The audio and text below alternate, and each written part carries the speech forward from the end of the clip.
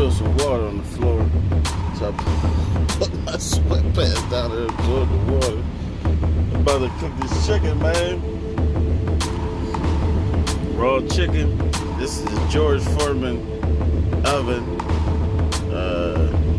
Forget what the technical name of it is, but cook that.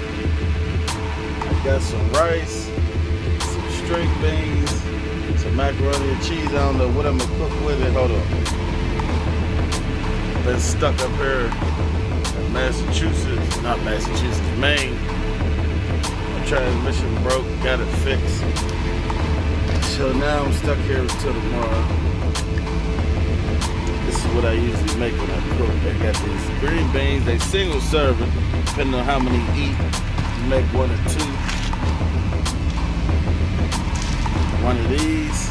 I usually only eat two of these, a vegetable, and I just start eating rice. I've never been really big on rice. If you make this, put water in the bottom of it when you cook it so it don't get hard. I usually have a whole bunch of seasoning, but I took a lot out my truck. I used this.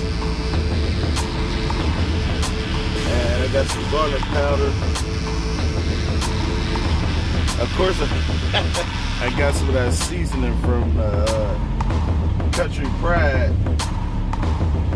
But that's it for today. It's chicken, baby. It usually take about, a lot of times if you don't use like butter, I'm not a big butter guy.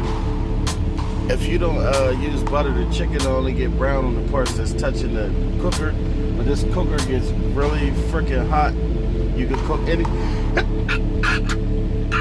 excuse me. Comes with this. You can boil stuff in it. I ain't use it, I never use this part. That's why it's so dirty. But I mean, you can cook anything in it.